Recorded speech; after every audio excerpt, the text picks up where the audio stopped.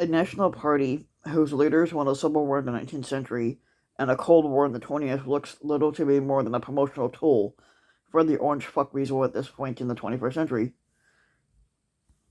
The Orange Fuckweasel will lose his title as as head of the Republicans when he leaves office on January 20th, but a party cowed by his grip on voters is poised to advance his interest even when he's out of office and out of power. The Republicans' apparatus is coalescing behind its defeated leader and supplying Pumpkin Tits with a platform as he recasts himself as the kingmaker with ambitions of his own. He'll get plenty of help from outside the party structure. Conservative media will keep a relentless focus on Pumpkin Tits as he torments um, Joe Biden from exile, and at a grassroots level, Republican voters will likely donate to a new political action committee he's created as they pine for him to run one more time, hopefully not. They may not have to wait long. In a brazen bit of counter-programming, Pumpkin Tits could launch his next campaign during the Biden inauguration events he will likely snub. Forces inside the party are trying to stop him. A few prominent officials, past and present, believe that the Republicans risk extinction unless it purges a squatter who has relied heavily on diminishing slices of white voters are trying and so far struggling to win converts and excommunicate Pumpkin Tits. They're up against a Republican leadership that's determined to break from past practice and stick with an ousted squatter, teasing the idea of a possible comeback. Hopefully he doesn't run again anyway, because we can't afford that. For the Orange Fuckweasel, the party is a bankable asset under any scenario. Um, foreign governments considering his company's projects might be more receptive, knowing at once and perhaps future squatters on the other side of the deal. Audiences may be more apt to tune in if Pumpkin Tits starts a conservative news venture, which I wouldn't tune in anyway.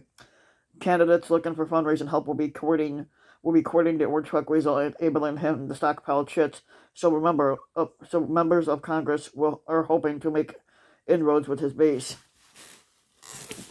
But the Republican Senator lapdog Lindsey Graham of South Carolina, a 45 nutlicker, had said that he's spoken with Pumpkin Tits about another run and wants to see him mount a comeback. I don't.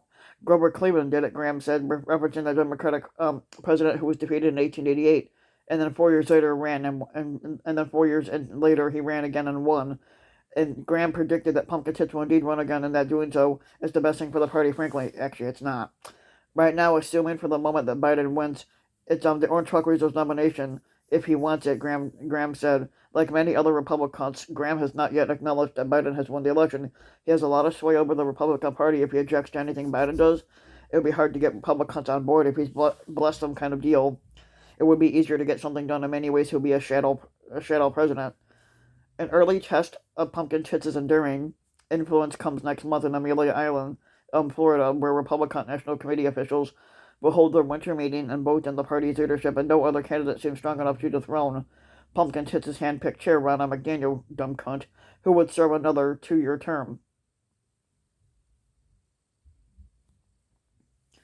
But relying on the Orange Fuckweasel to run again could leave the party exposed. If he teases another campaign and backs out, the Republicans will have sacrificed itself for him and blocked the rise of up and coming candidates for no reason at all.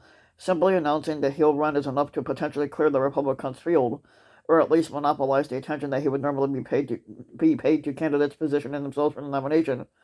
How how how are you going to say that you're running for squatter in 2024 when Pumpkin Tits is telling everybody he is? Representative Adam Kinzinger of Illinois, one of the few Republican members of Congress who's been willing to publicly criticize the fat ass, have said, even before the election, heretics inside the Pumpkin Tits branded Republicans were quietly discussing ways to wean the party from a polarizing leader who stood a good chance of losing, and there are conversations among elected officials who recognize that there's no future with Pumpkin Titism. It's a dead end, Jeff Flake, the former Republican senator from Arizona, said.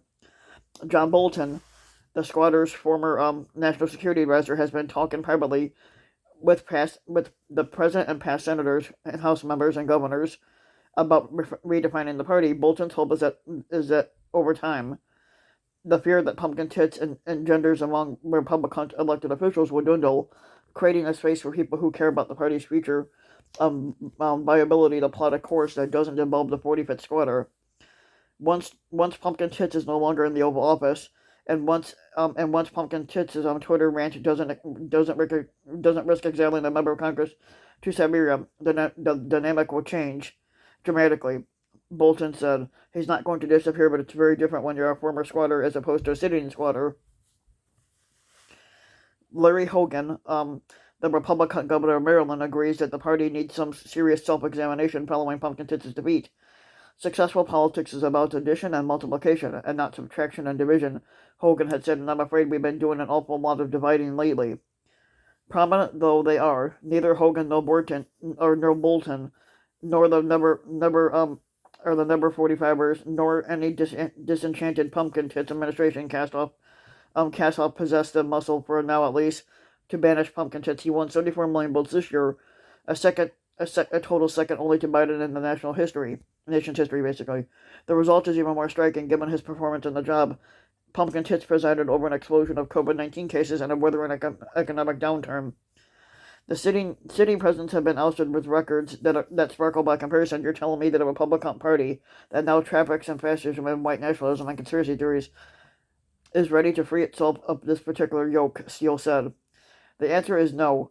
Pumpkin Tits has managed in 5 years to undo roughly 145 years of Republican history. Political parties rarely cling to a loser who costs them an election. After Mitt Romney lost to President Barack Obama in 2012, no one outside, perhaps Romney's immediate family, was clamoring to see him back out on the trail. The party commissioned a report on Romney's defeat that was famously dubbed the autopsy. It was an unsparing self-examination that warned that the GOP was floundering. Young voters were rolling their eyes at what the party represents. In the words of one of the report's authors, then 4 years later, Pumpkin Tits came along, took the earnest conclusions compiled in the 100-page write-up, stuffed them in the trash, and he cheated anyway. His supporters have no appetite for a return to the pre-Pumpkin Tits Republican Party. Kinzinger said about a conversation that he had a few weeks ago with the woman who asked whether he believed Pumpkin Tits would ultimately be declared the winner once the post-election drama played out. No, he said, Pumpkin Tits had lost. At least in 2024, if he runs again, hopefully he'll lose again. The exchange left Kinzinger with the distinct impression there are people out there who have come to believe that the Republican Party is Pumpkin Tits. If the party isn't Pumpkin Tits, then what is it? One faction wants to see the Republican return to something resembling Ronald Reagan's more upbeat vision of republicanism. The party should again embrace free trade and international alliances. These Republicans argue it should present a more welcoming message to voters of color. Yet this wing is up against a pro-45 majority that's convinced that the election wasn't a repudiation of Pumpkin Tits so much as a fraudulent abuse of the electoral system. It's like losing the game on a bad call. John McLaughlin, a 45 nut-licking pollster, said the Republican Party will double down.